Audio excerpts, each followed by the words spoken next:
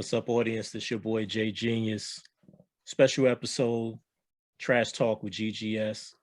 We all here and we here to talk about, this Derek Chauvin case that just took place. We got the conviction, you know what I'm saying? And that's a good thing in itself. But like I said, we wanted to wait till the case simmered down before we really got into it and stated our opinions.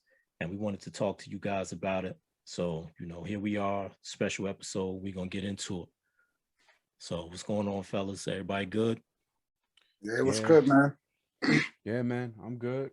Just we mentioned a couple podcasts ago that we wanted to touch on a situation like this, and we were kind of just as G just said, we were waiting for the case to be over, and now that it's over, we're just waiting on that sentences. But Chauvin is actually convicted for this, so thank God for that, and hopefully this is the beginning of some kind of change for the better.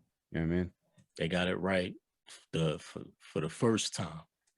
Well, not necessarily the first time, but in a case of this magnitude, they got it right the first part. And that's the first thing I wanted to touch on, because like myself, when the conviction was read, I was on my way home from work. Or actually, I was coming from an appointment. I was already done with work, but I was on the highway, and I had the joint pulled up on my phone watching NBC News. I was on 278 coming back home, and when they switched back to the courtroom, I pulled over into the shoulder.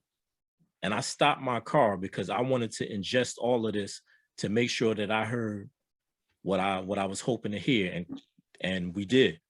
Guilty on all three charges, unanimous decision. So what we know that's 100% fact is that for the actions of Derek Chauvin that day, he's going to jail.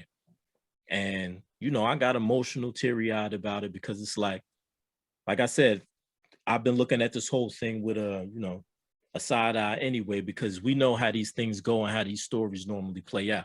And to finally see that we turn the page and we get to see something different, especially, after watching, because I watched the video of, when the whole incident took place. And that was it was one of them things that I can't watch more than once. You know what I'm saying?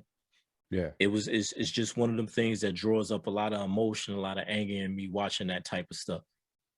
And yeah, I mean, like I was telling Generico earlier, and I'm pretty sure you'll remember, but Jay, remember there was a lot of this going on. We can go all the way back to the Fugazi sentencing for the police, what they did with Rodney King. Mm-hmm. Two of them basically just got 2 years. Two of them got off for basically beating this dude damn near an inch of his life. Yeah. We done seen Amadou Diallo get shot 41 times, no conviction. We done seen Abner Louima get the plunger shoved up his ass. You know what I'm saying? Like we see things like this. We've seen Sean Bell coming from his like celebratory moment about to get married. Marriage, yo. You know what I'm Sean saying? Bell, the Sean Bell shit was kind of like the beginning of like my generation's like seeing how this shit really go. Because when I was alive for Rodney King, but I mean I was too young to know left from right when it came to it.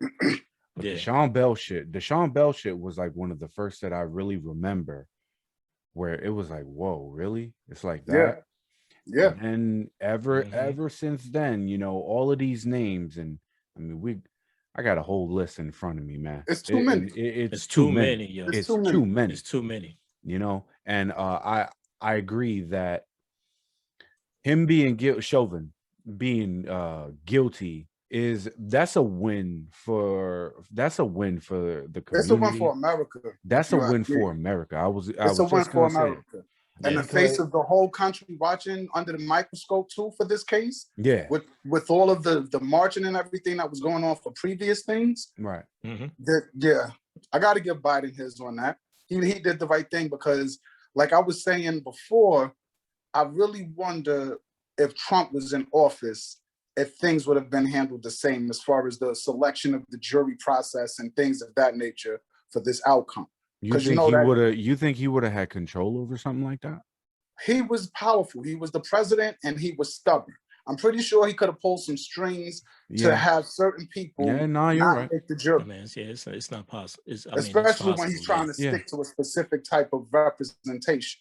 So it's just real interesting with But all yeah, of that. it was a good moment. And like thinking of like some of the names you mentioned, and even as I was sitting thinking about some of them cases, like I don't know if you remember that kid in California, Stephen Clark. He was just in his, he was like at his I think he's at his mom's or his grandmother's house. It's probably in that list. And he was just standing, he's like chilling in the backyard. And the cops ran up on him and thought he had a gun. And I think they put like 10, 15 bullets in. Dude had a cell phone in his hand. No conviction, yo. Yeah, Something it that says almost right here anybody can in Sacramento, California, standing in his grandmother's backyard. Mm-hmm. Officers said they believe Clark was holding a gun as they shot him more than 20 times. 20 Clark times. was only holding a mobile phone. How many people you know carry a mobile phone? Everybody. Everybody. Exactly. And it's like things like that. And it's, oh, I thought he had this. And just like Tamir Rice, 12 years old, yo, that boy is dead and gone. Yeah. Because, oh, I thought it was a real gun. But what real gun got an orange, you know what I'm saying, an orange cap on the end? Yeah. Like, you know, it's a toy because all the toys got the orange cap on the end. That's On to purpose. differentiate them from actual weapons. It's been like that since I was little when cap guns was out. But you telling me that was a real weapon? No, it's just it's the agenda. It's like I was also telling Generico, it even goes to the civilian aspect of it. Like, if you remember that girl, Latasha Harlins, the 15-year-old girl from LA or whatever, the one that got killed by the Korean lady over the juice, this 179 juice, but she had the money on her. Yeah. And then that lady got off, nothing went down like that. We seen Shorty was only 15 years old. Then you fast forward to current times, and you got Trayvon Martin with Zimmerman getting off. Yeah. And how about Freddie Gray? Yo, like, the Freddie Gray shit is crazy too. Exactly. Yeah. Because he was in the back of the car. Like, he was in the back of the police car. Because this website that I have here, it's I'm gonna give it some love too, because it's a really good website. It's you should go to interactive.aljazeera, ALJAZEERA.com, and it shows, you know, over the past few years and the cases and stuff like that of Black people who've been killed by the cops. But Freddie Gray, arrested and placed in the back of a police van, he was found dead 45 minutes later. His spinal cord nearly severed. How? What? Now, you know what you gotta beat somebody with to have something like that happen? They said that his hands and feet had been shackled, and without a seatbelt, he could not protect himself as he was tossed around inside the vehicle. But I don't give a fuck. Being tossed around inside of a vehicle does not equal your spinal cord nearly being severed. Like, something else. You know the things that people unless go they got through, into some accident like and that rolled over some shit.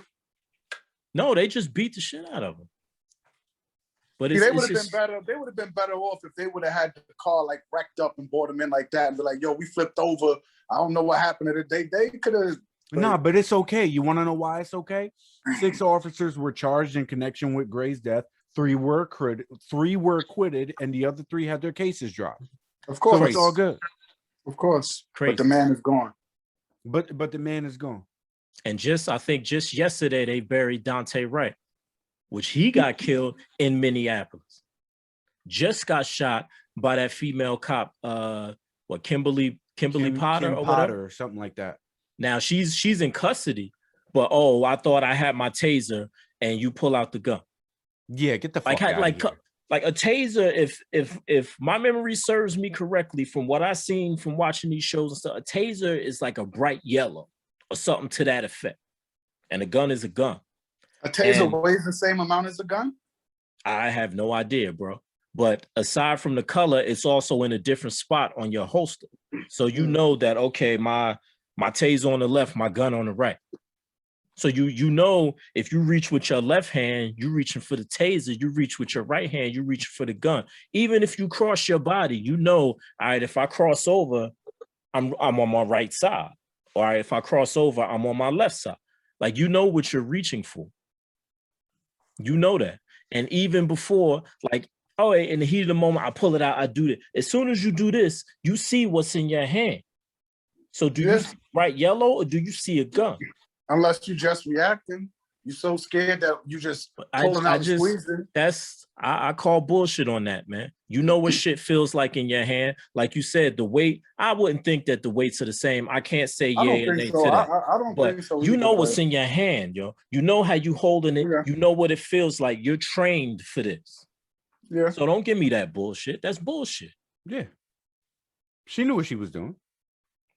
And either she knew what she was doing or she wasn't built to have the job that she has. And that's the problem because if you're with a lot of these people.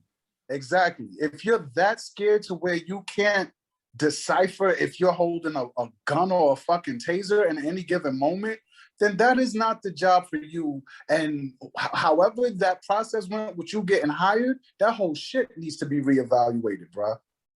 Yeah. That's the bigger issue. If that's the case, how the fuck she get on the force if she was that scared? What mental training does she have to like? That's a whole nother topic, bro. I just don't understand what has to be done or what has to happen in order for something to change.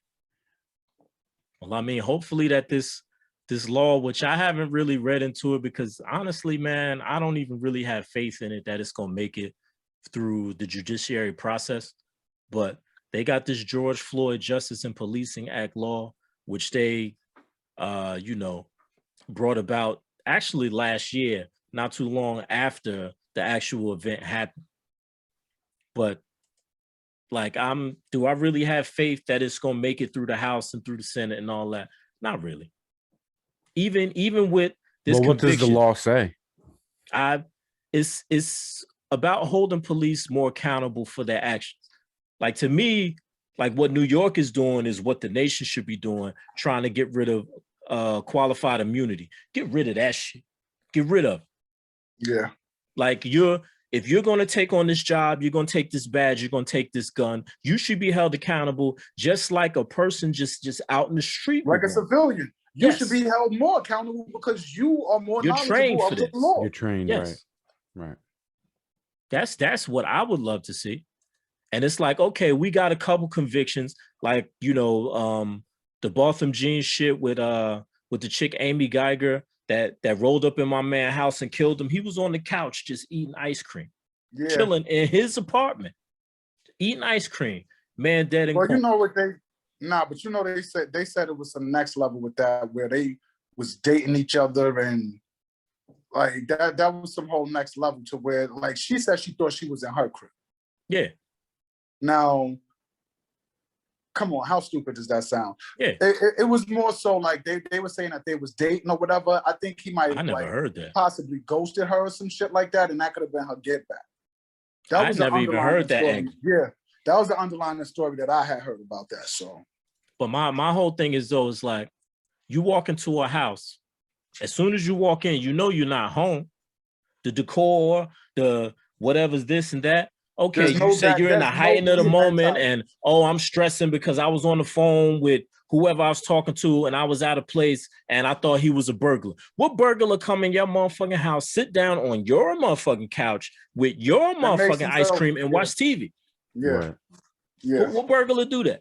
That's what I'm here to do. That's going to make themselves that at home while they're burglarizing your place. Feet kicked up, watching Family Feud, eating ice cream.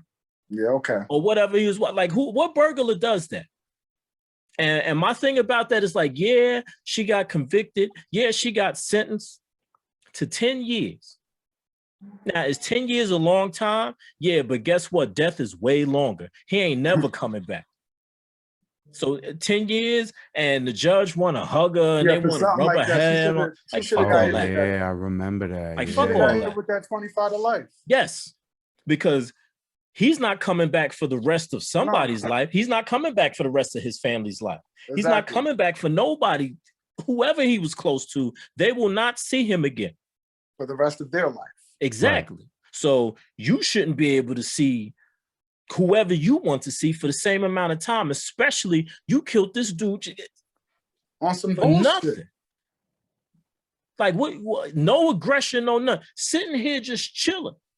Like, yo, come on, man. And the thing is, if it did have to do with some bullshit, love triangle, whatever, hate, jealousy type shit, was that really worth it?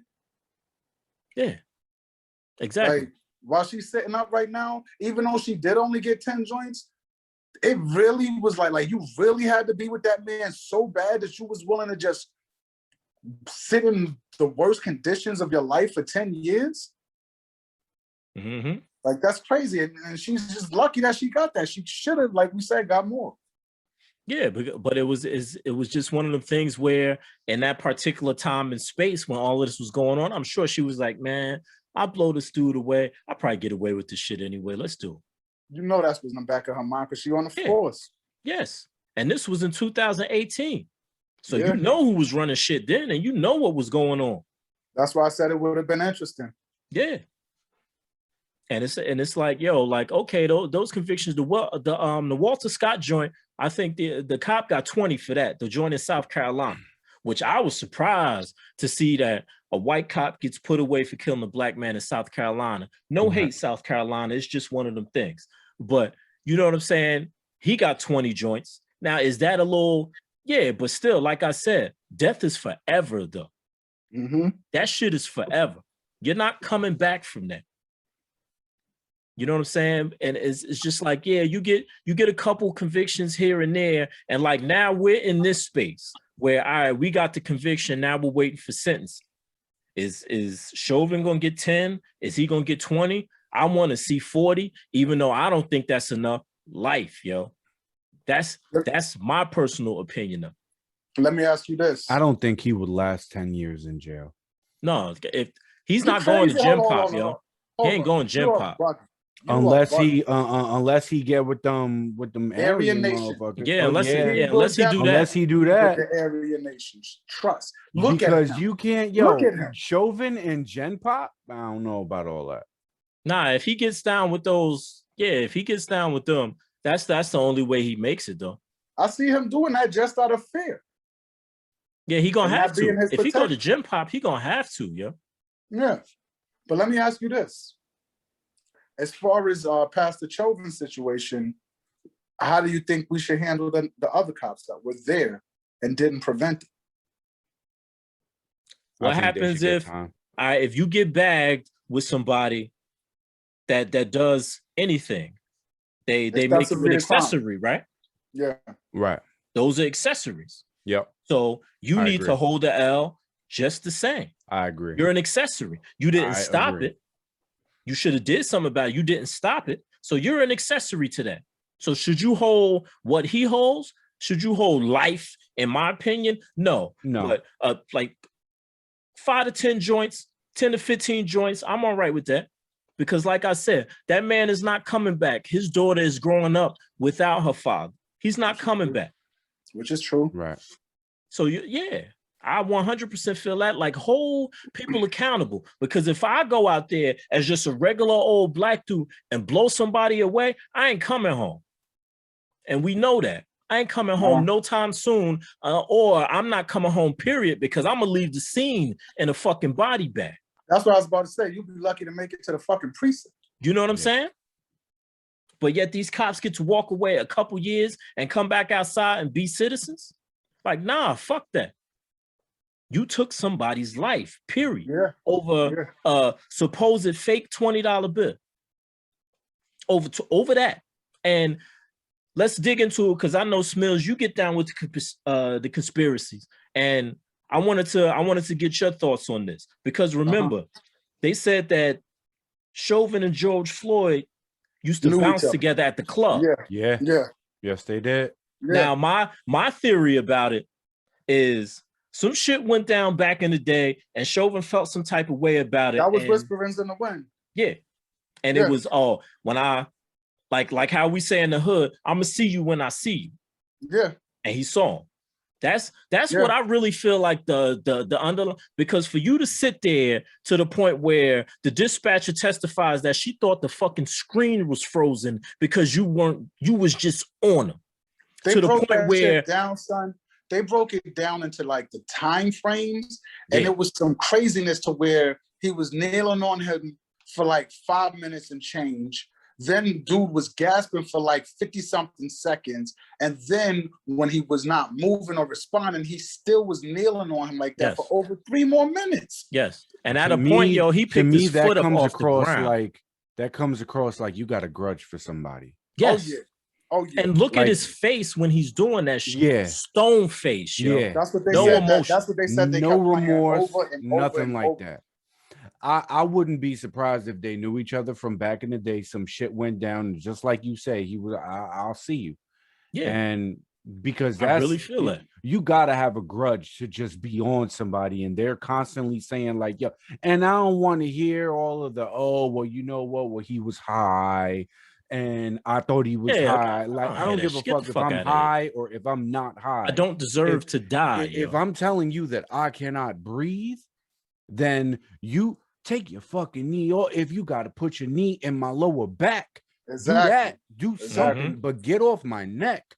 You know what I mean? So that's some grudge shit to me.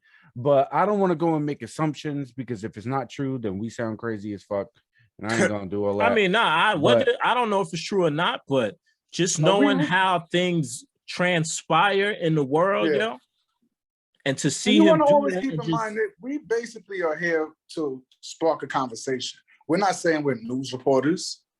Oh no, I'm not. This ain't CNN. Exactly. I mean, look, but this is real talk. My though. conspiracies go very deep. So, you know, once we start touching on conspiracy shit, like then that's see, there's some stuff that I just feel like I can't, like I shouldn't say for everyone to hear, because some things that I might feel might be unpopular, and I don't want people to look at me like I'm fucking crazy.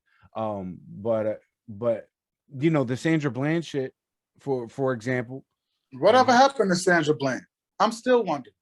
Son, if you look at the that picture, mugshot, if you stand up straight, yo, you're standing up straight. Look, if you look, her hair, if you look at me standing up straight, out, you see my shoulder here, right? How it goes down, right?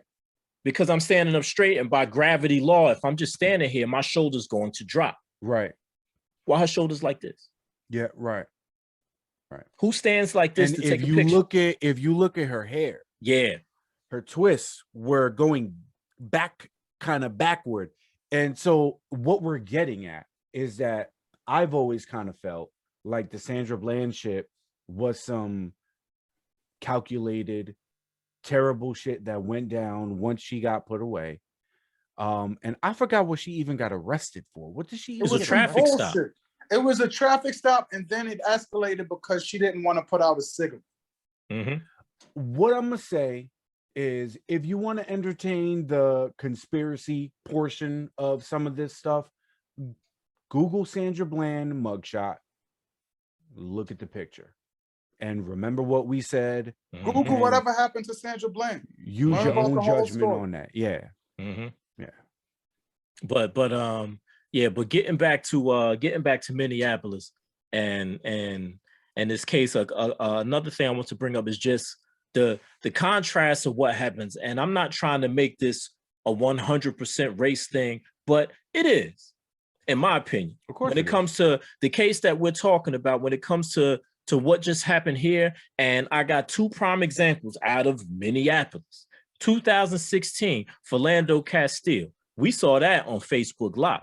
That was the worst. And the fucked up thing about it is that my man, what he did not have to do is admit that he lawfully had a fire. He didn't have to say shit.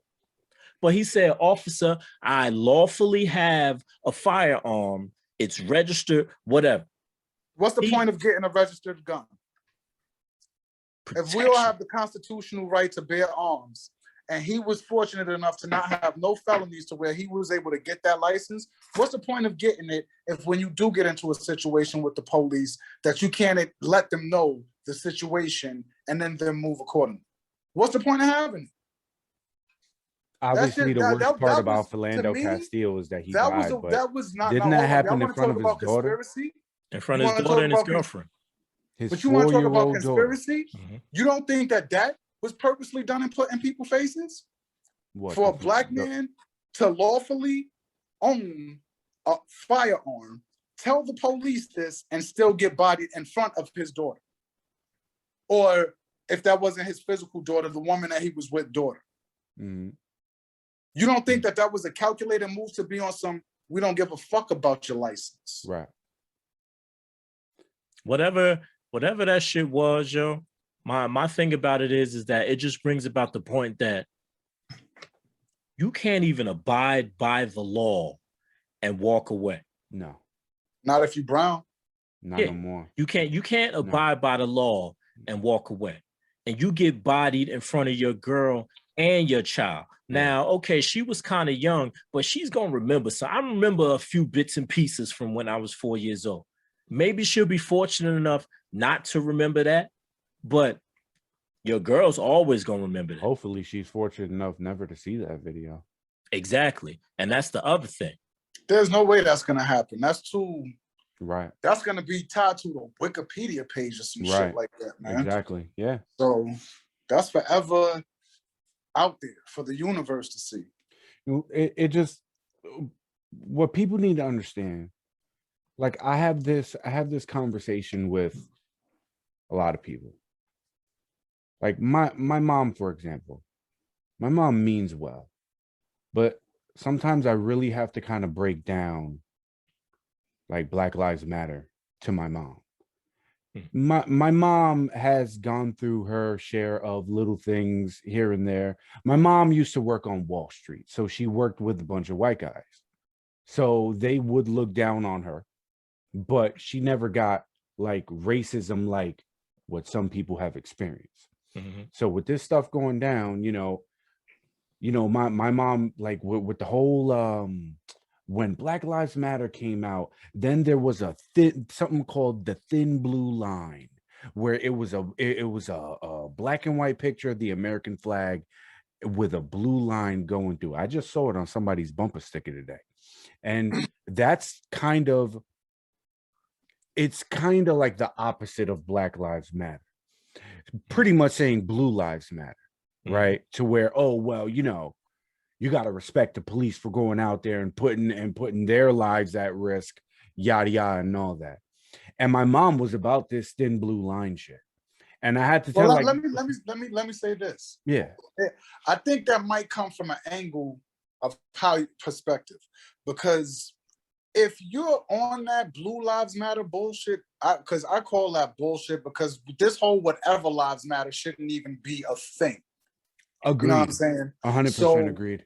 But the whole thing is, if you are about that life, but you're a stand-up cop like these dudes that went on this Chauvin trial and kept it $1 billion, then I could respect where you're coming from. Yeah. Because that means that you just basically, at the end of the day, you know that your people's lives are you just admitting they're more important than the civilians' lives. But as long as you're abiding by the law, all they want to do is come home with their freaking with their compadres. Right. And that's the whole thing. It's not I can respect that, but you got to be honorable with it, and you can't be on that the blue wall, so to say, type bullshit. Yeah, because that to me, that's what creates strife.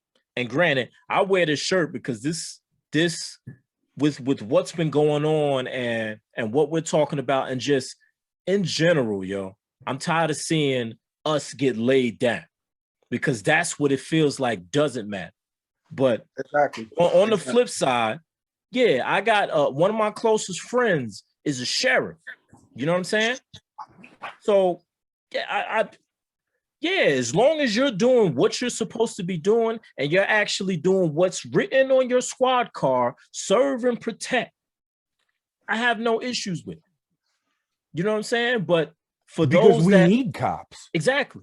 We need the be, police. If there was no police, the fucking world would go to shit.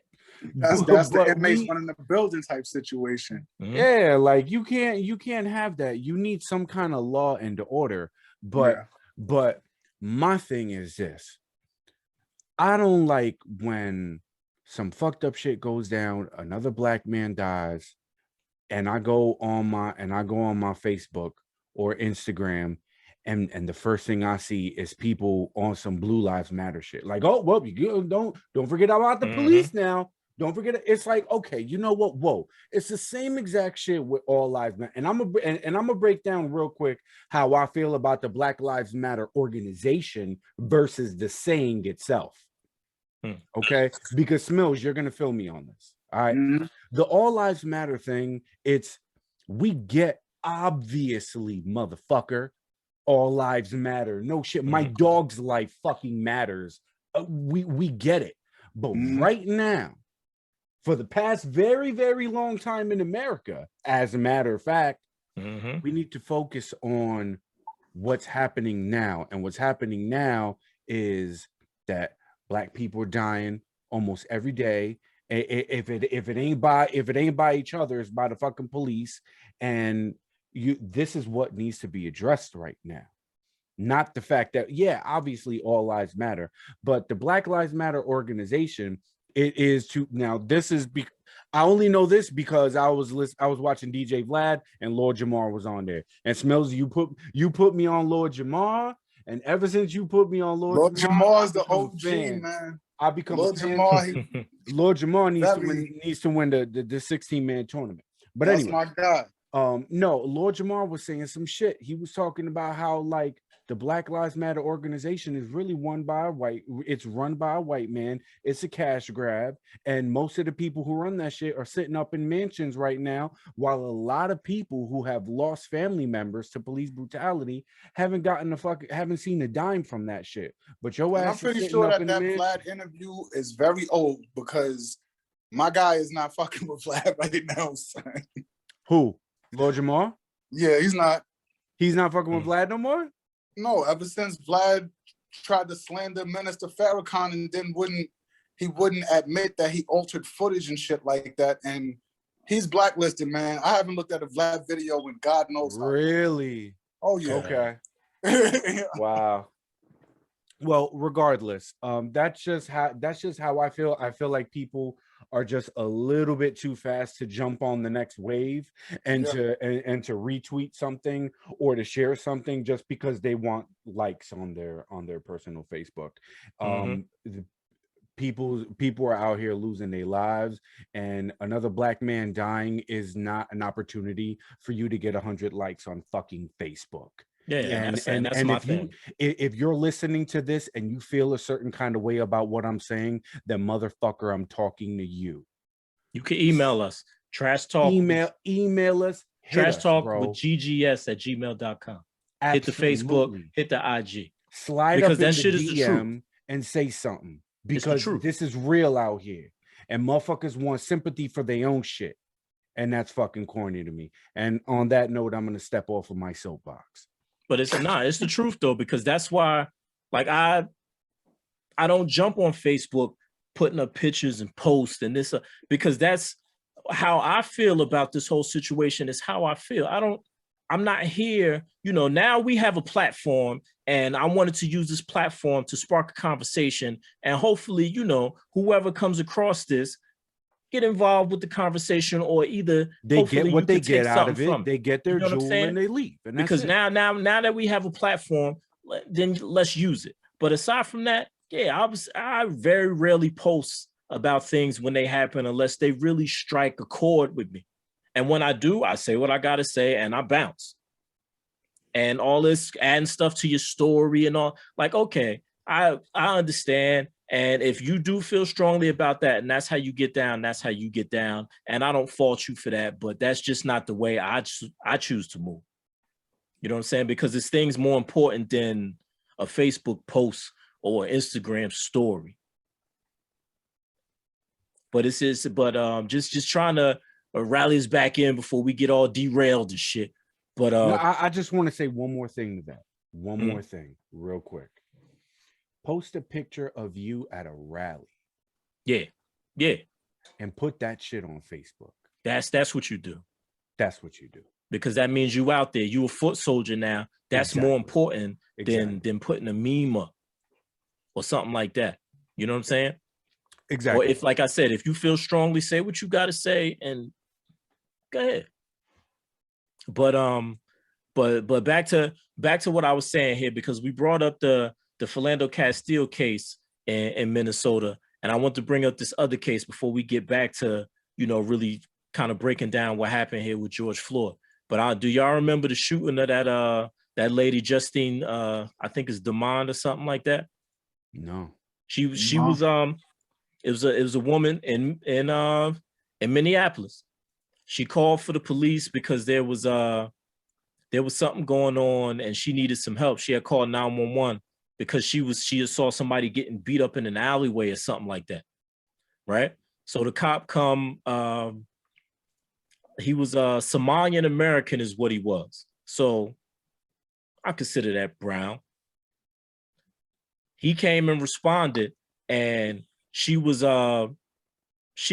actually shot because I guess they got into an altercation or something like that. He was charged, and this was in 2018. He was charged, and he's holding a 12.5-year sentence. 12.5 years he's holding. When it was an incident of where, just like the 16-year-old girl that just got shot. All right, I feel like she's coming for me. I gotta let her off. Now let's see how many years that cop gets for shooting that 16-year-old girl. You know what I'm saying? That 16-year-old black girl. Right. Because this brown man got 12.5 for shooting a white woman over, you know what I'm saying, over some shit. Right. And it's like, and that's the contrast. Whereas the cop that kills Philando Castile gets to walk away. And like I said, and just to bring that full circle, now we sit here and Derek Chauvin's convicted. Like I said, we know that it's 100% fact that he's going to jail. And the case that the prosecution put together was pretty damn amazing, to the point where when they started having the kids on the stand and stuff, testifying, I had to back off. I couldn't. That made me feel some type of way. I couldn't watch that.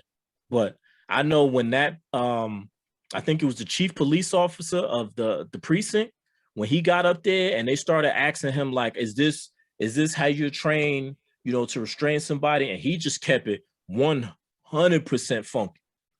This is not what we do.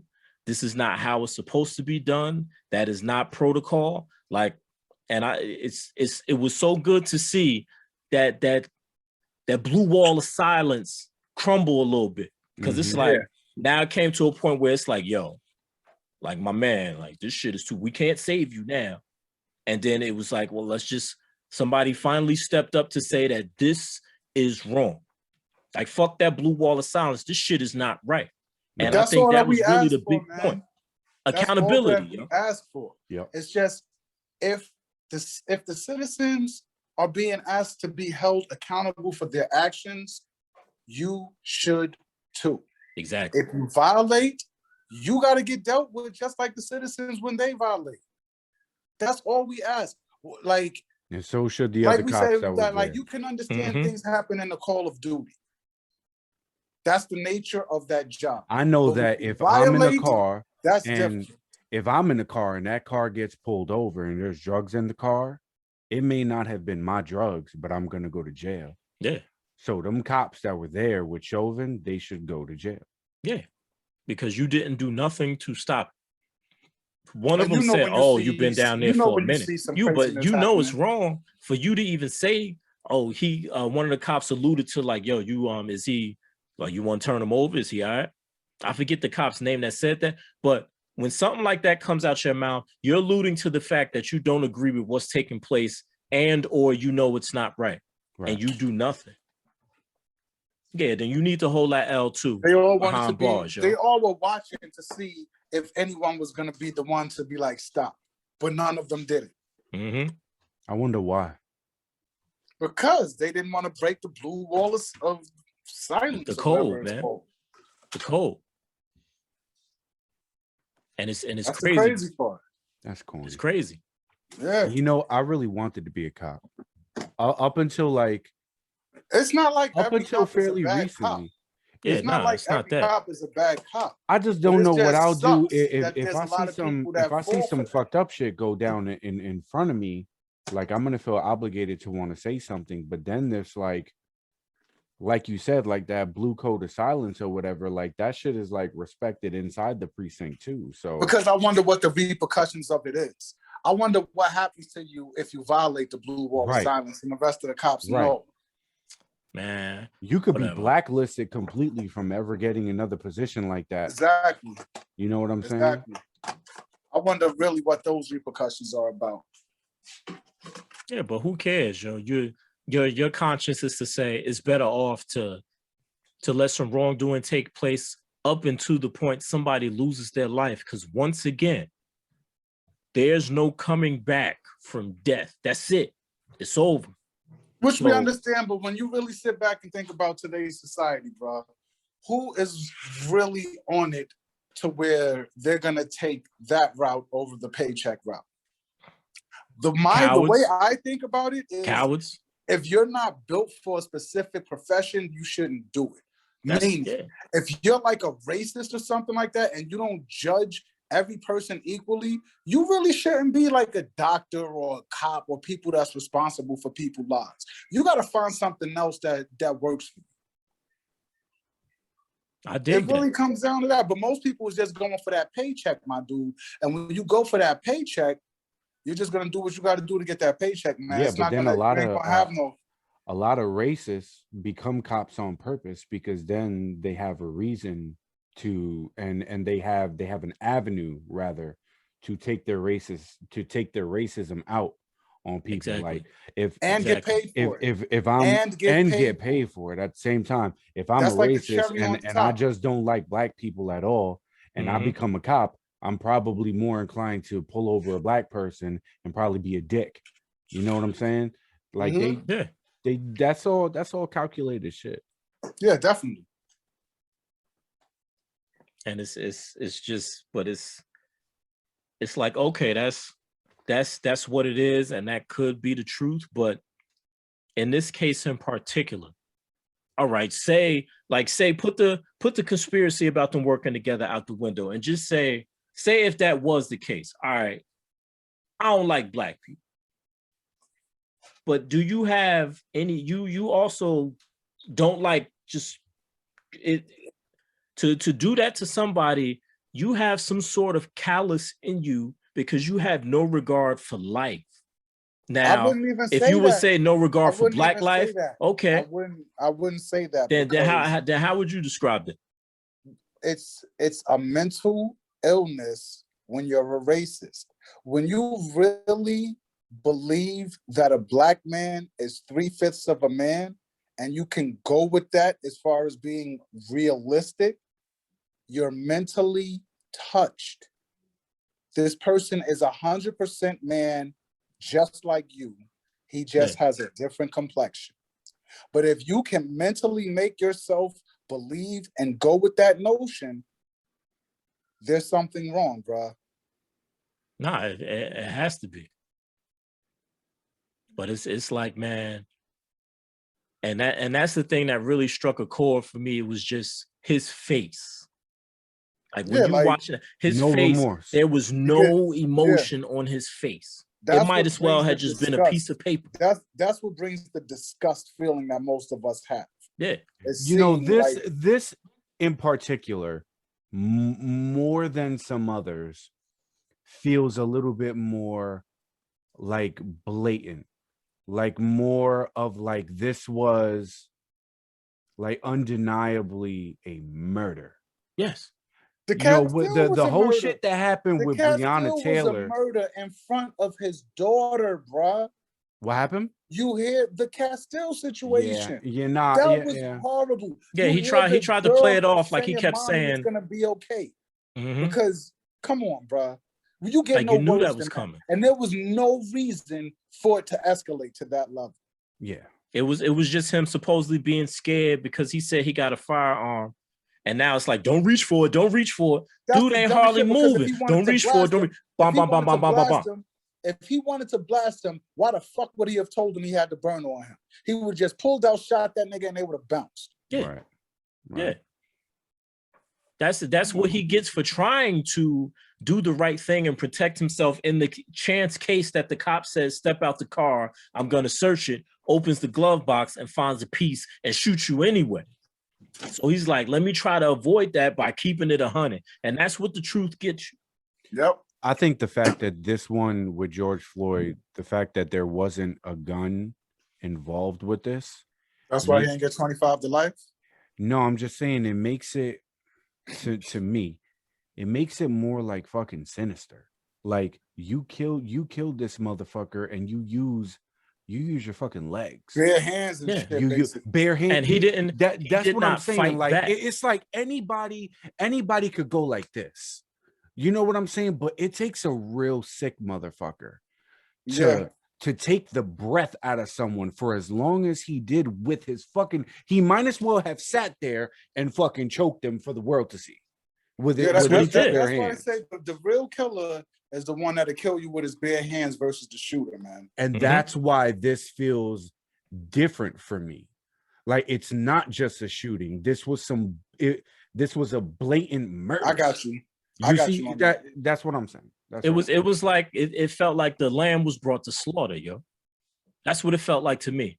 It was like as soon, and the fucked up thing is when you watch some of the video that they also showed at the case, as soon as the police pulled up on the car, George Floyd was like, please don't shoot me, please don't kill me. Like he already felt his life was in danger, yo. Like as soon as they pulled up. He sort of. How many times you see that in the hood, man? Like when it's a little situation, and then you 3-4 cars show. Yeah, it's like you serious right now? And then he already knew. Any one of them is on edge. You know it could go down, and that really might be your last moment right now. See, and that's the thing, bro. That's why it's kind of like an unwritten rule in the hood to not call the police when you're getting into some situations like that with family. Yeah, because you'll never know what's gonna happen. You can't control it no more. You can't control it no more. When they pull up, it's not like, all right, no, we good, we chilling. Ain't no more. Anybody could get it because just like what was that case with the old Vietnam vet that actually went through affiliate when my man they came because his button went off. Yeah, with my man with the button went off, he was like, nah, I'm good. Yeah, he still busted his crib and killed him. Yep. Still busting ya. You said, nah, I'm good. It was a mistake or whatever. They pounding on the door, barricade, break your door and kill you. Yep. After you said, nah, I hit the button by mistake. Like once they pull up, that's it. And he was a veteran too, though. He was like he was a war veteran. He was a war vet. Yeah. Yeah. That was a messed up situation, man. And it's like, you don't want to call the cops because once they pull up, there's nothing you can do to say. Affiliated. Is that what you said? It was a life station. It was was some life station situation. I remember. Yeah. It was before our time, but you was there for. Okay. But they made a movie out of it. Oh wow. Yeah. But it's things like that where, like I said, as soon as they pulled up, he just like it seemed like he just knew what it was. And then when they got him on the ground, George Floyd's a 40. He was what, 45, 46, something like 46. That when he died. Yeah. Yeah. So 46. He knows. He knew what it was. What it is. Yeah. He done seen the situation play out a lot of times. He was there when he saw the whole Rodney King shit, and he was like old enough to know the impact. To understand. Of it. Exactly. To understand it. Exactly. So it's like once the cops come, it's like whoa, like already. Especially when they come in on some swarm shit and it's not that serious. When they come in beast mode like that, man, nah, you're gonna be nervous because you know that it could just go to the next level and it wasn't really worth all of that. But at the end of the day, you might not be breathing the next day. Yeah. And that's what happened to him, yo. Yeah. And like my man laid down and called out for his dead mother, yo. Yeah. After that, I was done, yo. I was done because when you do things like that, you know you're on your way to the other side, yo. That, in my opinion, like you see, you know you're on your way to the other side. He knew he wasn't standing back up no more. That's fucking crazy. And that's what really, like that's what really made it heinous for me. Because with all of that going on, you see a man here just sitting here, face just like this, just on him. And they even showed in the courtroom, he actually lifted his foot off the ground, maybe only about like this much, so that it wasn't really noticeable, but he had his foot off the ground. So his whole body weight was on him. Aside from depending on how you put the ball of your foot down on the ground, you can press in harder with your foot down. So either way, it's like he probably was pressing in, got tired, lifted his foot up, and just hung there. Like that, to me, that's intentional, yo. That's not restraint. Murder. It's not restraint. That's, I'm taking your life today. You're not going home to your friends and family. How old is Chauvin? I don't even remember. I have no idea. He's probably in his 40s. He looks like he's in his 40s or whatever. If he I gets have like no idea. if he gets like 20 years, which means he's gonna be in there until like his 60s, I don't think he's gonna make it. And honestly, I think like this is gonna sound crazy, but I think he deserves worse than the death penalty. He deserves to be in there, and he deserves somebody to sit on his knee every day for 9 minutes. Yeah, but don't kill him. Make sure he's good. No, yeah, and have him do it again tomorrow. Yeah, just let a fat person sit on him for that long. Someone that weighs about 400 pounds. Nah, I don't want to kill him, yo. I want him to go through that. I want it to be Groundhog Day every day. Sit on him. Just let him sit on him for like 9 minutes, but he'll be fucked up. I want him to feel like he can't breathe, and I want him to say that out loud. Yeah, just like George Floyd, just like, excuse me. But it's like, yo, man, it's and that whole the whole exact shit almost damn near happened to Eric Garner. Yeah, with chokehold. Yeah, basically. Yeah. And we just got over that shit. Like that just the whole court case thing was like, it's a continuous cycle, man. Mm-hmm. But I'm glad. And all he was doing was selling Lucy's. This is the first time in my life that I can remember, like you were saying, seeing it go down this way with something with this much like being at stake, as far as the cop getting convicted for murder that we all know. Like, this is the first time I'm actually seeing it go down like this, and hopefully it's a step in the right direction, and it's not just America hitting people with a swerve on some BS. That's my whole point. Like, it's like it looks good on paper, and you know, the celebratory moments and all of that, they were in a sense called for. But like I said, like I posed the question, is it really justice? Because we won't know that until 8 weeks. And even if the judge gives a stiff sentence, it's not going to be enough, yo, because the max that he can get off the charges is 40 years. That's not enough, yo. That's not, if you ask me, that's not enough, because he can still walk away free. You'll be in your 80s, but you can still be back out in these streets. Like, nah, fuck that. You don't deserve that. George Floyd can't be back out in these streets. It should be you shouldn't be neither. It should be, but the reality of it is Rome was not built in a day. You got to crawl before you walk. So compared to what we used to see after all the names that we just mentioned, yeah. I mean, this is something that I don't even think that our children are going to see the fruits of, if there are any fruits to bear from this. Yeah. That's how far into the future, that's how many years that I think that it's going to take, years of mending this situation, years of healing, years of different laws going into play, to where how police are trained and what police can and can't do when they get to a scene. Like, once different laws like that are put in place and years go by to where those things are actually being practiced and taken serious, then we might see some kind of fruit from but as long as of change. But that's not happening for a long time. It doesn't matter. As long as something's in motion with the whole Rosa Parks situation. As long as, and absolutely, Black president. If it's our grandchildren that are eventually going to see it one day, then it's still worth it. But exactly. I just know that something like this ain't, just like you said, Smills, Rome wasn't built in a day, and this shit ain't happening overnight. Oh no, at all. But yeah, man, it sounds, like I said, it sounds real good. All right, he's convicted. But the thing with sentencing that's probably gonna come into play, number one, they're gonna put into play that he's an officer of the law. So there goes some time shade. Now, he had some incidents on his record that were, excessive use of force. Maybe that'll play into it. Okay, that'll pick up another year or two.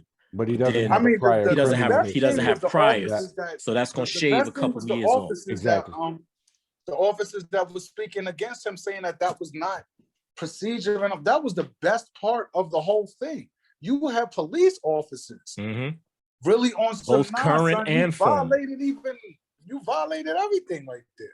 So that hopefully that'll weigh some type of ban. I'm hoping they hit 25 to life. Yeah. I'm gonna keep it 100. That's what I want to hear. I don't even think that's an option. I think it's just 40 years. That's the max for the intentional second degree in Minneapolis or Minnesota. Wow. So if it's 40, if that's the max, then what he's probably gonna do 10 to 15. Yeah. That's what I think.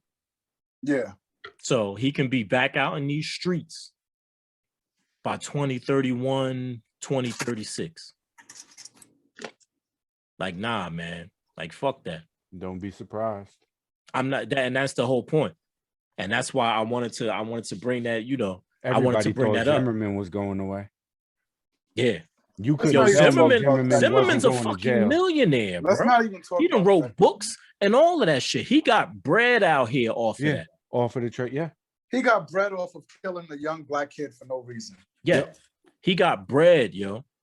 Think about that. Like, I don't even want to Meanwhile, this boy is gone, yo. Yeah, no, it's a really rough situation. It's hard to talk about without getting mad. And Yeah. I apologize if you gotten this far into the episode and you heard my rant earlier. I'm sorry.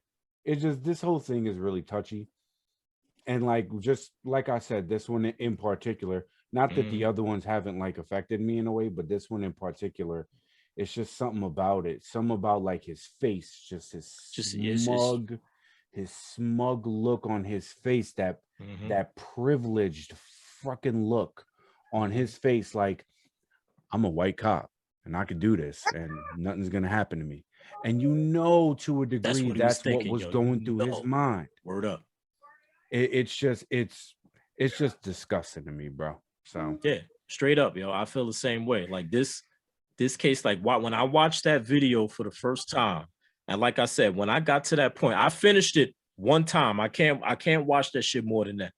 I finished it. But when I watched it that one time, and I got to the point, like I said, when George Floyd called out for his mother, yo, I lost it, bro. Yeah. I lost it. Just tears and angry, I lost it. Because it's like, that's, like I said, to me, that's the moment when he knew, it's a wrap. Die. I'm going to lose my life. Yeah. I'm done. And it's like things like that, just where it's because he was so helpless. It wasn't nothing. He was already restrained. He was handcuffed behind his back. He was laying on the ground on his stomach with one cop on his neck and two others holding the rest of his body. It wasn't nothing he can do. Nothing. He was at their mercy. Just like when I watched, and going to this case too, back in 2009 with Oscar Grant. I watched that movie, the movie Michael B. Jordan, Fruitvale Station, produced by Ryan Coogler. Yeah. Of Marvel fame.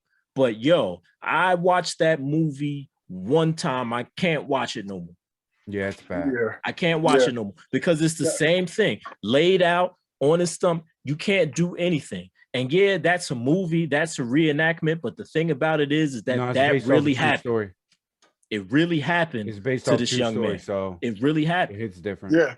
Yeah. I can't watch that, but I watched it and I got it. I own it. It's right upstairs. I got the DVD. I watched it one time. Because things like that, where it's just like I said, you brought a lamb to the slaughter, yo. And you just took advantage of it. And like you said, in this case in particular, it was like, yeah, I'm a white cop. Fuck this nigga. I'm about to kill him. That's exactly what he said. That's what it seems like. Yeah.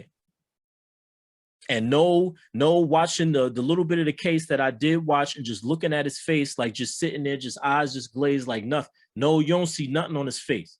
And that's the other thing that I wanted to bring up too, aside from, like I said, when it comes to the sentencing or whatever, what they're gonna try to do, because I guess if he chooses to give a statement, they're gonna try to spin it on some, I've sat here and I've thought about the error of my ways, If that who when chooses to give a statement? if Chauvin chooses to give a statement, Didn't he waive that? I thought he waived that.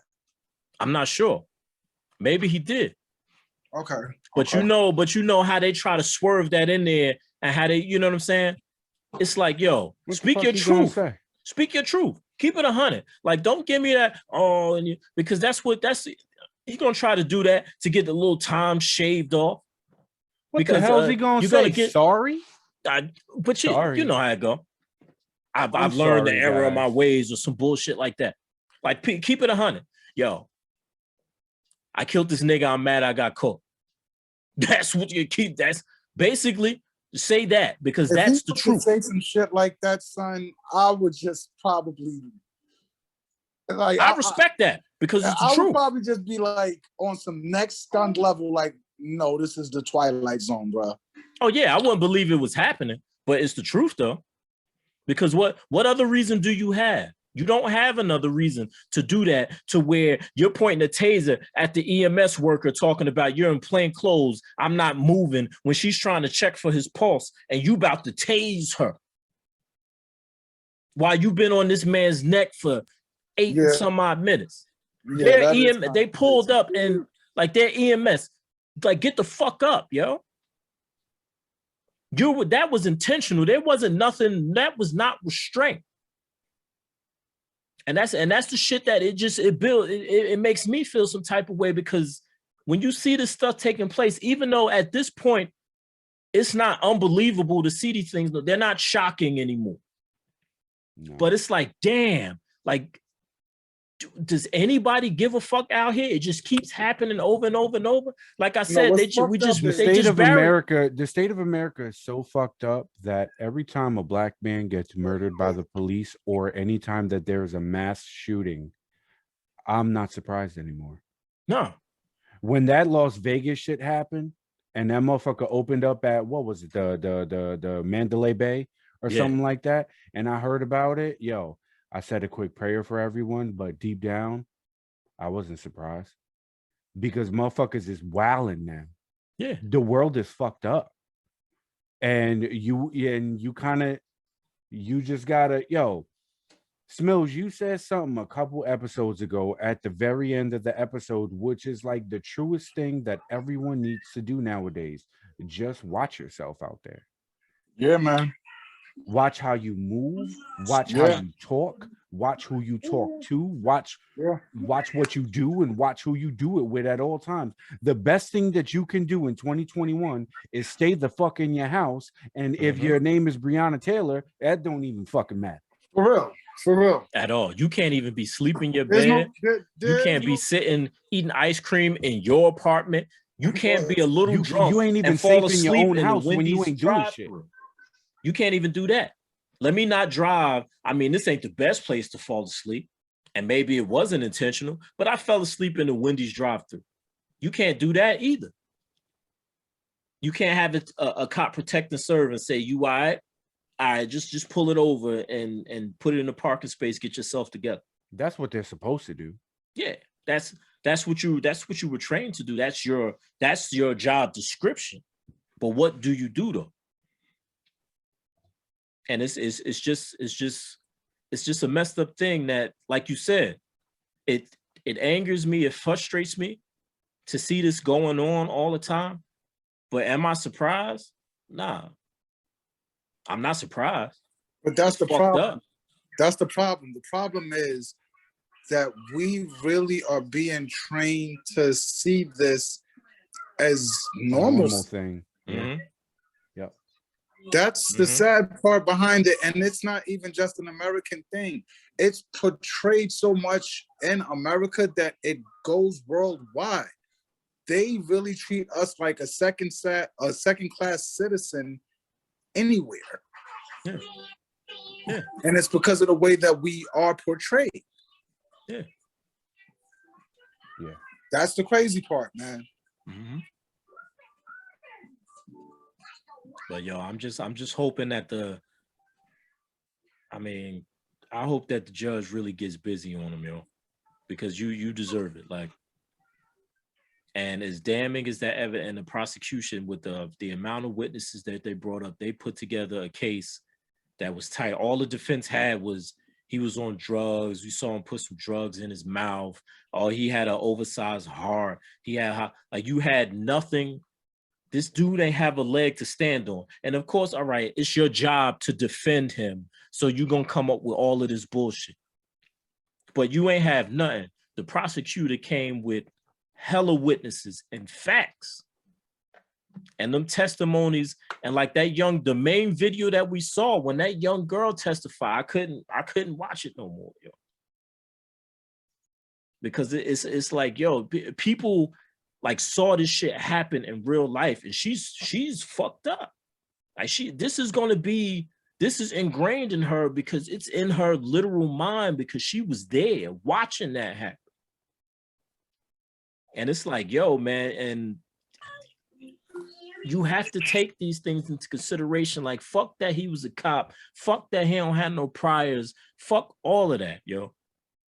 Because at the end of the day, hold him just as accountable as if you would hold me if I did the same thing to somebody else. That's the word of the day. That's it, yo. That's the word of the day, man. And even though, like I said, it's not gonna say whatever years he get, I ain't gonna be satisfied with, because it's not gonna be enough. Because you deserve all of it. You don't deserve to come home anymore, or even have a chance to come home. You don't deserve that, because George ain't coming home. You don't get to come home either. Especially when you do something like that. Like I said, in my opinion, I don't care, because I think Brett Favre said on his podcast, I don't think he meant to kill him. Like, fuck that. He meant to kill him. Yeah.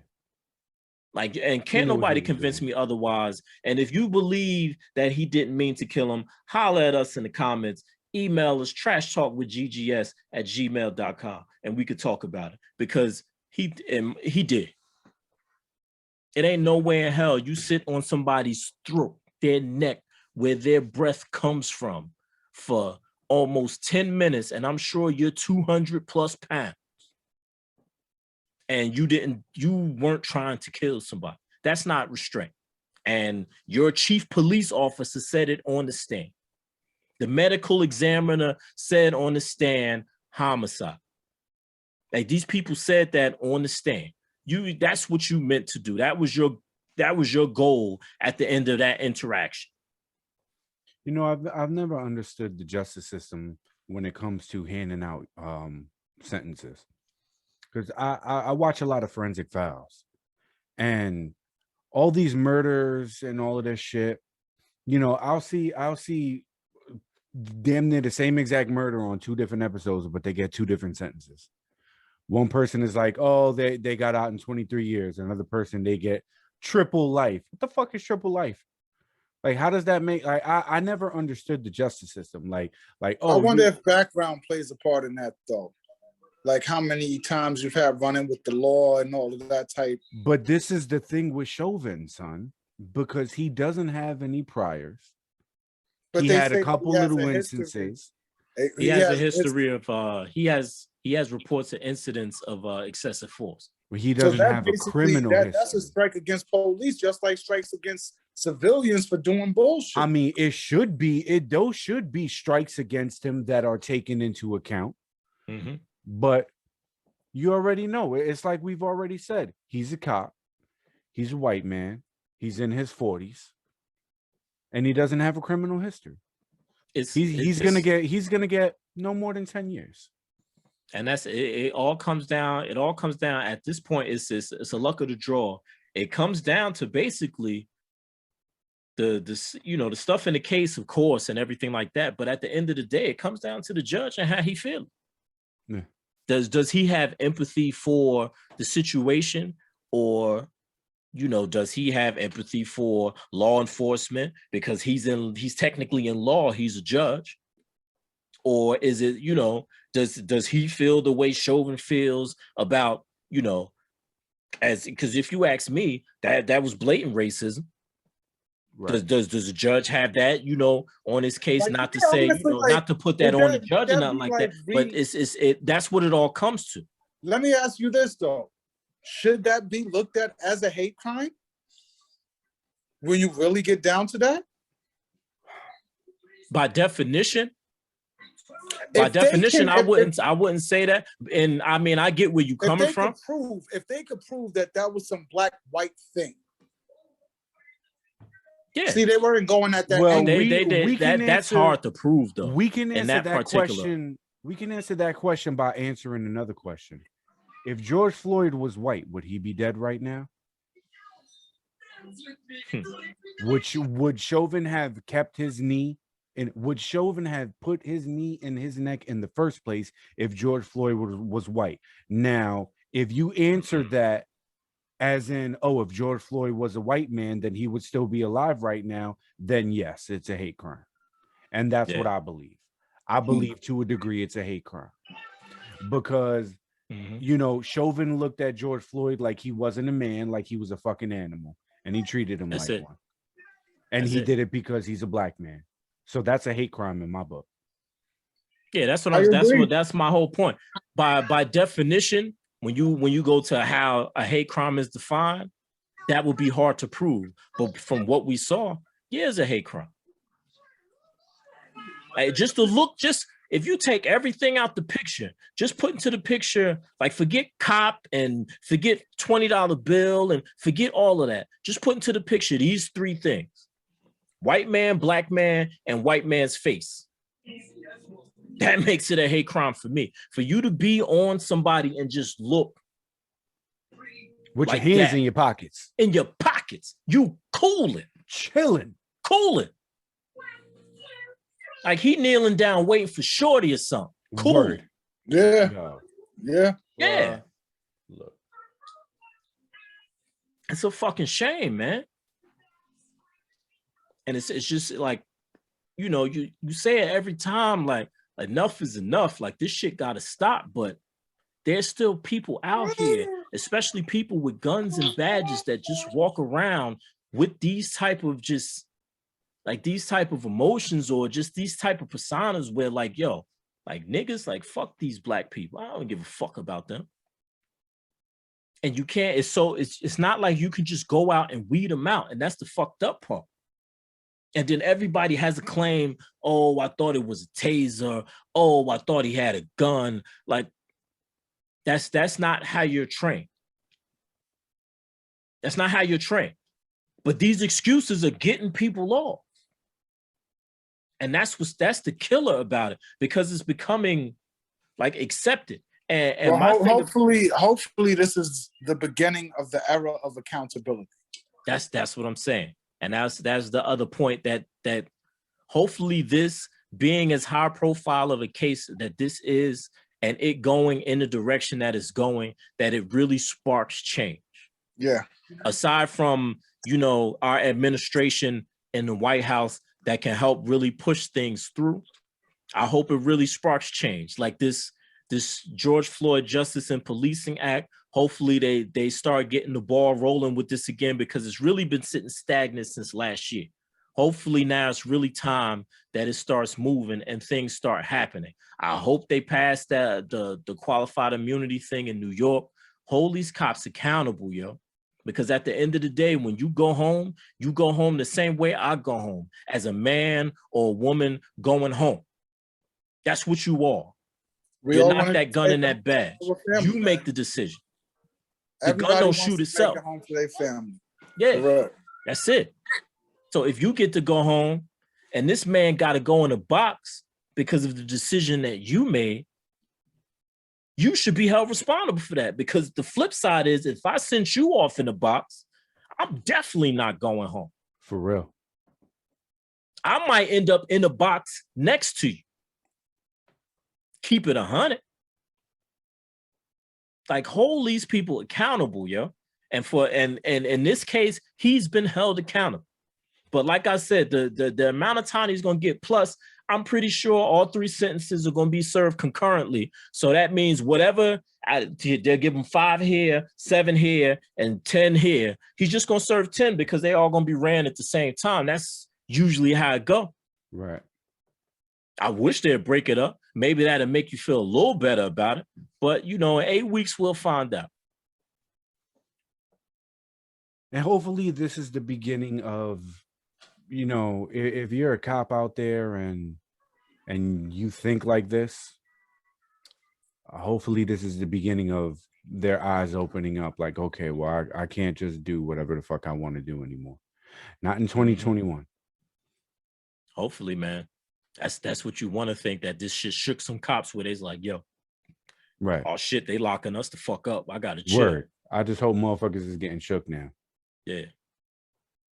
And regardless, like you, and hopefully what really I hope strikes a chord with cops that are, you know, even cops that are deep into this type of mentality, or cops that are on the fence, yo. Remember that you saw your colleagues on the stand in this trial saying that shit was wrong. Like, yo, don't sit around and watch your boy do some fucked up shit. Stop that shit and tell him, yo, you're wrong. Chill. Yeah. Right. That's really where the start begins, yo. You gotta let people know when they ODing, man. Yeah. Because that lets people that you never know. You may save a life or 2 just by being like, keep it real. No, we don't do that. We don't do that like that. Yo, you doing too much. You ODing, cool out. Like, fuck that. Oh, I don't want people to say shit about me in the locker room and not invite me to the barbecue. Like, fuck that barbecue, man. You took this oath, you know what I'm saying, to serve and protect. Like, then do that shit, man. But see, that's where acceptance comes in. And unfortunately, when it comes to being a cop, that's like a brotherhood. So you want to be accepted by your brothers. And in order for you to get that acceptance, if that means that you got to keep your mouth shut, or, you know, turn your face when you see something that's not too good, a lot of cats are going to do that shit. Well, that's why his homies need to go to jail too.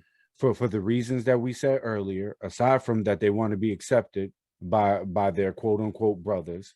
But we don't know what happens when if I'm a cop and I retaliated against another cop because he's wilding, and then the captain find out, and then some shit internally fucks me over because of that brotherhood, because of that code of silence that we were talking about. I could see that's why a lot of cops just turn a blind eye to shit, because yo, all it takes is for a captain or a lieutenant to write a bad word about you, quote unquote, yo, never work in this town again type shit, right? That's all it takes. Your career's on the line. So now you're judging between your career, making money, and your family, and your morals. Nah, I dig it. It's a thin line. And in a perfect world, we can all agree, nah, fuck that. If you see something, say something. Mm-hmm. But unfortunately, I guess it ain't that simple. And it's like that. And that's the thing. It's like that in a lot of places. Like that, you see somebody at the job, I took a little bit of this, I took a little bit off the top. Exactly. But see, this is the difference. That job versus this job, you're dealing with life, right? Like human life. Right. Like those other 3 police, they were dealing with a human life, and they turned their head and that life has been extinguished. And it's like, okay, somebody shimming a couple dollars off the job. All right, they get fired. I ain't really checking for that. But okay, this company, they can make more money. We can't go back, snap a finger or something, and bring George Floyd back. Like, it's a wrap. Yeah. And that's the thing. That's in the profession that you're in. See something, say something should be mandatory, because that's the difference between life and death. Yeah. Like, I don't care what you do out here, unless you blow somebody away and you wilding. If the cops take you out for doing that, then you deserved it. But for do you deserve to die for a supposedly fake $20 bill? No, that's the thing. What it really comes down to, like you say, it's accountability. Yeah. That's all it comes down to. We don't want to see people getting killed over bullshit and then you getting off just because you have a certain profession. That's all it is. Mhm. Like you said, if it's on somebody that's wilding and you went up and you up there shooting spots up and you get into a confrontation with the police and it goes down that you get bodied, okay, that's the situation. But it shouldn't be no situations with like there should be no Castile situations, bro. No. There should be no Breonna Taylors. There should be no Tamir Rices. There should be no Even Eric though with Garners. the Breonna Taylor, they was trying to really throw dirt on her name as far as reasoning for actions. Yeah, they tried to get her ex-boyfriend that was locked up to say that she was dealing drugs. Exactly. Meanwhile, they busting her crib looking for a perp that they already had in custody. So y'all ain't even checked y'all books. Y'all wasn't even supposed to be there. Oh my God. Like that shit crazy, yo. Y'all wasn't even supposed. So not only did you kill somebody, y'all wasn't even doing your job when you did it because you weren't supposed to be there. And yet they moving around. Like they had the video of my man, he was at the supermarket, like just shopping and shit. Like if I was just ignorant like that, like you just want to stole on somebody like that. Because it's like, yo, y'all you won't even do your job right. You wasn't even supposed to be at that house. You weren't supposed to be there. And you shooting, she in bed sleep. Like you can't even sleep in peace. Word. Like, yo. You can't even sleep and be black. What the fuck is that, bro? Nah. It's crazy, man.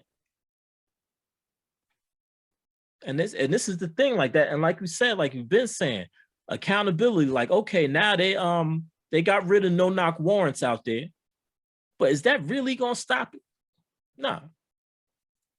Because every day they're gonna find their way to get around, you know, they're gonna find a way to do something with the paperwork, this, that, and the other. They're gonna find a way. If they want to get to you, they're gonna find a way. There's gonna be something to like where now, since they have bud legalized in Jersey and in New York, now they're gonna be like, yeah, we think we smell gunpowder in the car. It's gonna be dumb shit. Like it's gonna be shit. Yeah. Word. They still now, we can't lock these motherfuckers up for weed no more. We got to come up with a new way. Oh, they'll find something. Oh, it's gonna be something. There's gonna be a new pull. They'll find something. Trust that. Mm-hmm. But it's just like, yo, it's just enough is enough, man. Like it's too much, yo.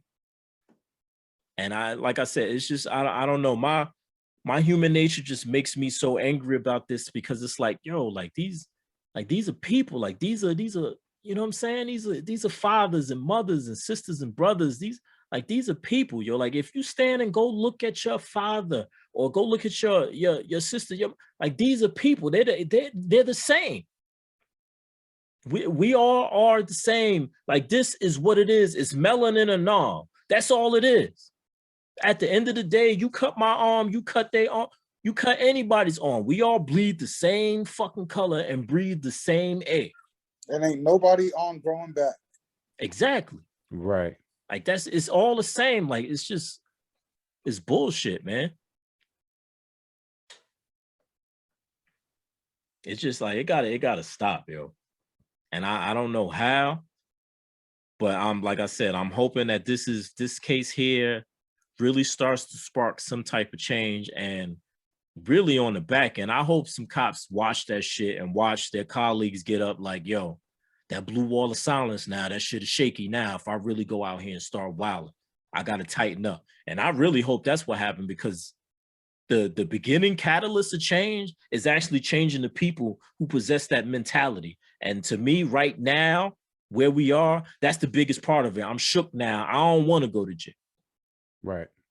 And I can't trust nobody now. I can't tell them, yo, you know, I beat this motherfucker up or I did this and did, because now motherfuckers is on the, you know, they on the stand, like they keeping it 100. And I hope this starts to spread from Minneapolis and makes its way all around the country, man. It's like the whole, get shook it's out the here. whole snitching shit. It's just another level of snitching. Yeah, but you know what? I'm not mad at that. That's the cop version of no snitching. Word up. That's the cop version of that is. Exactly. But that I'm not mad at. In the hood, it's not cool to be a snitch. It ain't cool to be a snitch in the precinct neither. Well, unfortunately, killing motherfuckers. But you know, I mean, the only thing that we could do is be good, upstanding citizens ourselves and do unto others and try to help people who need it. Help an old lady down the street. Help an old white lady down the street. And show you teach the children how to avoid the bullshit that the world is caught up in right now. That's what it really comes down. Because you ain't gonna see immediate change, just like you said, but we could prep. No. We could prep for a better future, bro. Yeah. See, I'm me being a 35-year-old Puerto Rican man with no kids right now. I don't know if I'll ever have kids. Be that as it may, you two are in a completely different boat, and you both have black boys. So, you know, for y'all, I can't imagine, number one, when they get of age, that conversation that you're going to eventually have with them about what it is out here. You know, and then I'm gonna still keep it 100% real with myself. Yeah, despite the fact that he's biracial. 100%. Definitely. My boy is light skinned himself, but that shit they don't see matter, light skin, dark skin. They see really don't. Melanin. That's what they see. That's it. You darker than me, and that's it. That's all they see. And that's the thing. But just remember that while being that upstanding citizen, you still gotta watch how you move, man. You still gotta watch how you move. And it's crazy because as time has gone on, teach them that regardless of if you move right, you still could end up be viewed as doing wrong, and that moment can change your life. You got to watch what you wear. Yeah. Like you can't just go outside. It's the hood rules. It's the hood rules, and it basically goes down to elementary. They teach you this shit at elementary school, son. People, places, and things. That is so essential to life. The people you with, the places you go when you with those people, and the things that you get into. Yep. Yeah. Straight like that. Yep. Yeah. And you gotta watch it, man. And it's one of them things where it's like as I've gotten older and just as you know times transpired, like I'll walk the streets of any hood. I'll walk Prince Street in Newark, and for those out there who know Prince Street back in the day, you know what I'm talking about. I'll walk that shit at midnight before I step into, you know, certain towns dealing with certain types of cops, man. Like if you go deep down in South Jersey, like down there, you know, Tom's River, and like down there, it's crazy. It's funny you say that because I with Shorty, she's been doing something to where she's been hitting up a bunch of different yarn shops in New Jersey for some special event that's happening. Anyway, so we had drove all the way down. We had to go to like Point Pleasant. We went down to like Asbury, even further than that, Madison, New Jersey, all of these parts that are beautiful. Like you wouldn't even motherfucker think that this is New Jersey. Yeah. You know what I mean? All these big, beautiful houses, nothing but white folk there. So, you know, as I'm not a black man, but I have heard and most of my friends are either black or from that culture. So I have heard the stories, right? I know that you can't just move through Madison, New Jersey, like everything is cool with a hoodie on at night. It ain't fucking going down. You're gonna get stopped. Yeah. Period. Yeah. It's not even like a question in my mind. You'll get stopped just for being black with a hoodie on in Madison, New Jersey. Yeah. And it's facts, yo. Even where I'm at. Even where I'm at. Yeah, but that's what it is, and that's you expect that, which is fucked up. But like we said, that sense of normalcy, yo. It's what it is. I expect that when I go into certain stores and certain places, that you know, every time I turn around, it's gonna be an employee somewhere within eye shot of me that I'm going to connect eyes with as I move around, or somebody excessively asking me, "Hey, you need help?" And as old and cliche as that may sound, that still goes down, you know. Mhm. Like, no, I don't need no help. I'm just here to spend my money because I have some. Don't worry about it. Mhm. And and that all ties into that whole diaspora of just race relations and but like the thing about that is that I know that if employee follows me around the store, well, I don't know, but I'm pretty certain that I'm probably not gonna die in the middle of this store. But You never know. that's what I'm saying. But you never know. You never know. But I have a greater feeling that I'm going to be good in the store than if when I get pulled over by an officer in, you know, an unfamiliar place. That's a totally different feeling. That bag of Skittles that you bought in that store could turn into a gun real quick. Yeah. You know, touching on what I said before. You know, the way that I dress, the style of clothes that I wear, you know what I mean? I'm in some fucking jeans and some fucking J's or whatever with a fucking fitted on and all of that. I don't necessarily dress like some of these people in some of these towns that I went to, but I had to walk into one of these yarn stores today, and that's not to say anything bad about these stores at all. The people that were in them, if it ever gets back to them, were very, very pleasant, very nice people. But I couldn't help how I felt walking in there. Mhm. I felt like a sore thumb sticking out in there. You know what I mean? Because I look completely different than with my beard. Like, people could look at me and confuse me for Arab.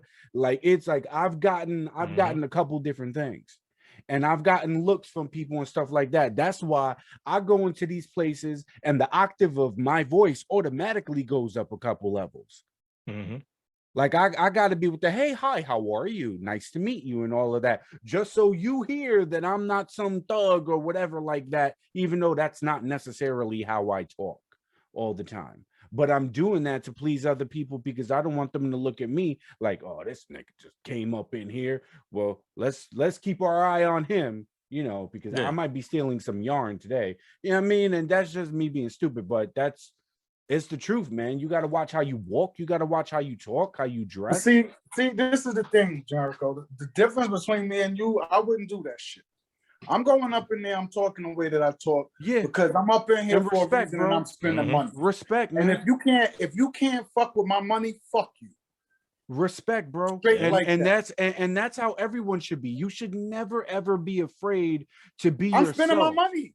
That's my thing. I'm spending my money to patronize you. So you and if I'm not doing nothing to fuck your shit up, don't worry I'm the same way. I'm over like that. I used to be like that. But now, like, I go like, and I'm in West Milford, New Jersey.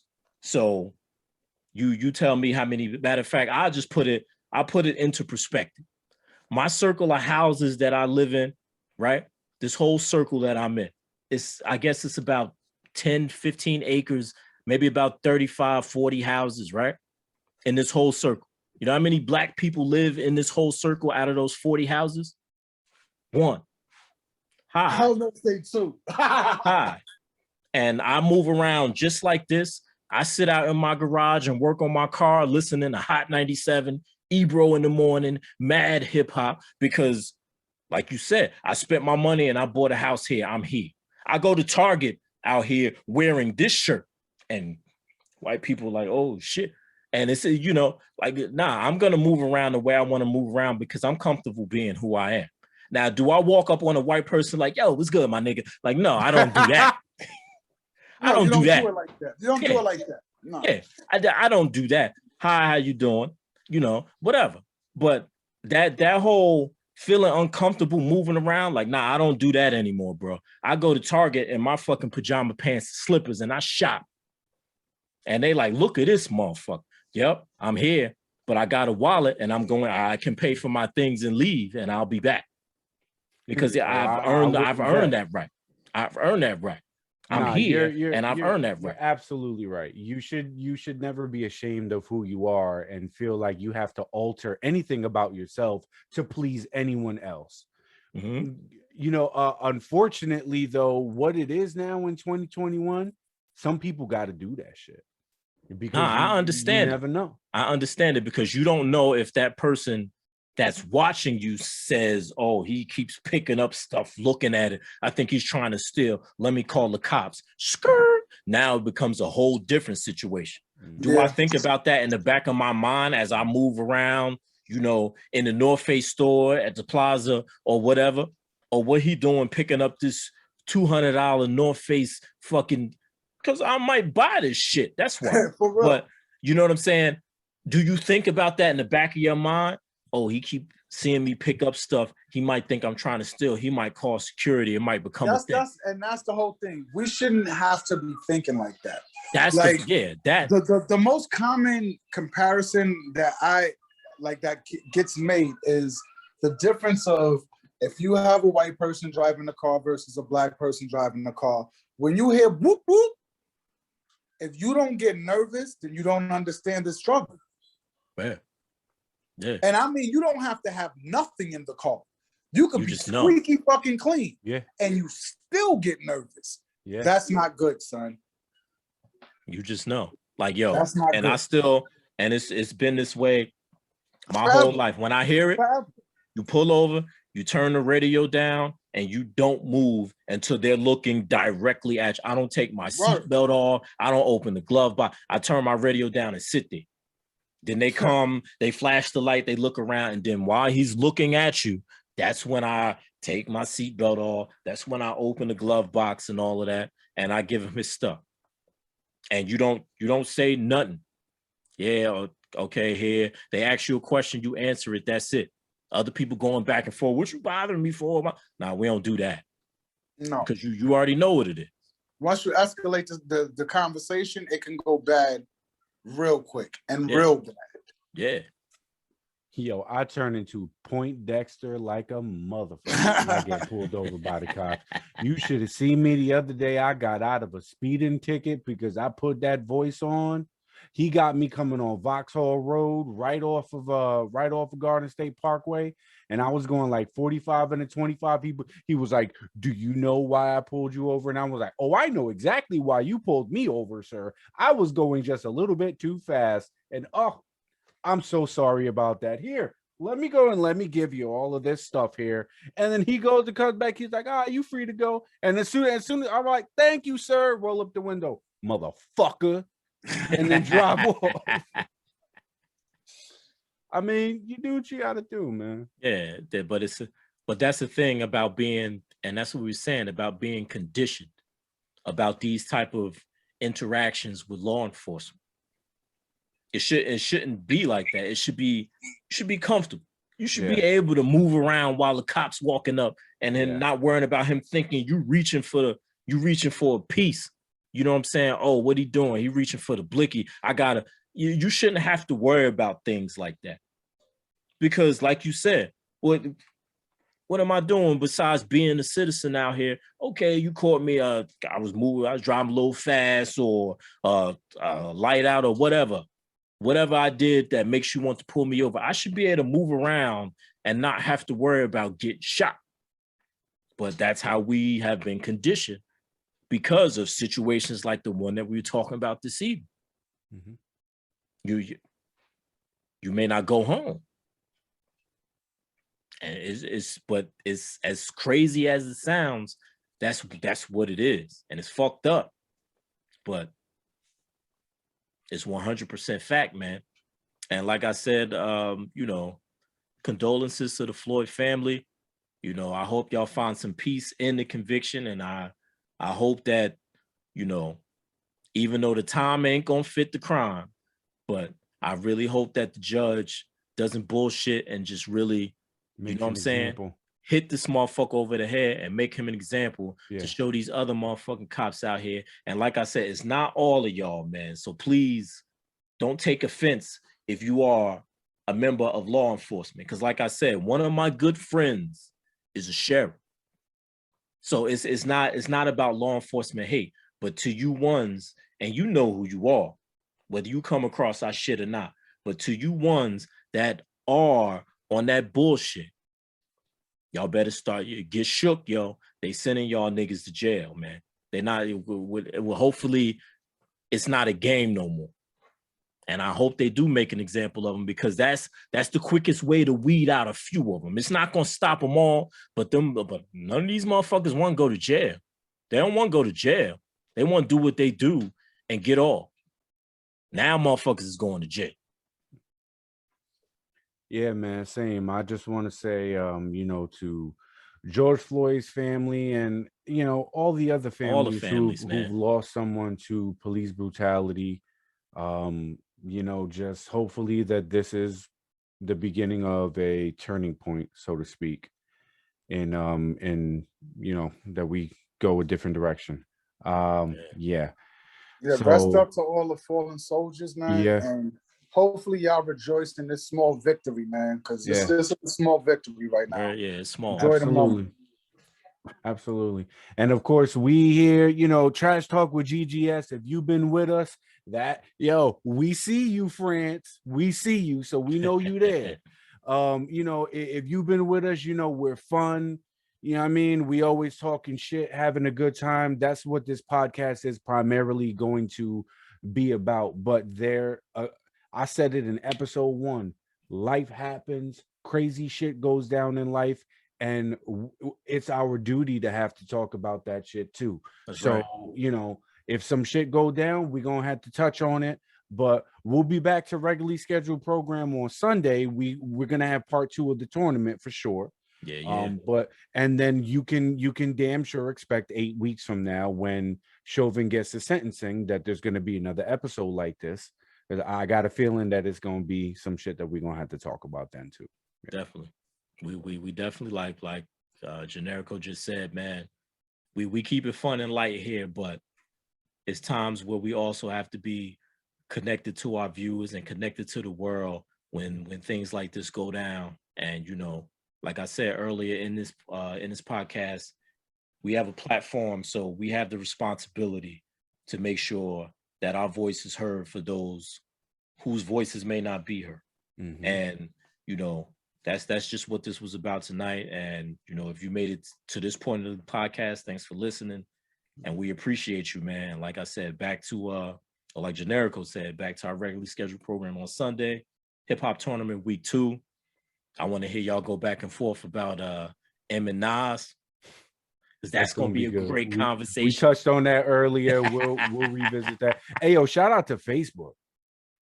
Because Facebook, we live on there, man. We started the page and we already got over 100 likes in a couple days. So, shout out to everybody on Facebook. We've been getting some DMs here and there, people commenting on our stuff. So that's what we want. At the end of the day, we're doing this podcast not just because what you're hearing us do right now. Me and Jay Genius and Smills, we've been doing this for years, just not on a podcast platform. So we just figured that we was 3 funny enough motherfuckers that we could do this and be entertaining for everyone else. So essentially, this is for y'all. We are doing this for everyone because we're shooting the shit and we want people to shoot the shit with us, basically. And that's it. And that's it. So absolutely, this is a crazy situation. But if you ever hear anything that we say that you agree with us or you may disagree with us, holla at us in the comments. We're on socials and you know where to find us. Trash Talk with GGS on everything. Again, big shout out to Buzzsprout for helping make this possible, right? Any last words before we take it down for the day, guys? No, I just like to say peace to my peoples, stay up, and just enjoy the positive moment, man. Like, I'm pretty sure you're going to hear some crazy conspiracies and stuff talking about why this was done and this to put people to sleep for certain situations. Just keep all eyes open, including the third one, man. That's it. I say once again, rest in peace to George Floyd. Condolences to his family. Happy to get, like we said, the small victory, the beginning of justice, hopefully. I still don't think I'm gonna be satisfied in 8 weeks, but take what you can get out of this moment. But the bigger picture is that hopefully this is the catalyst of change. And so now let's hope that that's what really takes place in the near future, man. Other than that, yo, stay safe. Like Smil said, man, keep your eyes open, move accordingly, act accordingly, man. Protect your neck out here.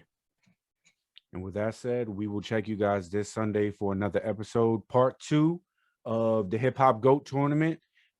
Make sure to listen, be there, stay safe, stay happy, all the great stuff until then. And we will catch y'all on the next episode. Have yourselves a great rest of your week. Later. Peace. Peace.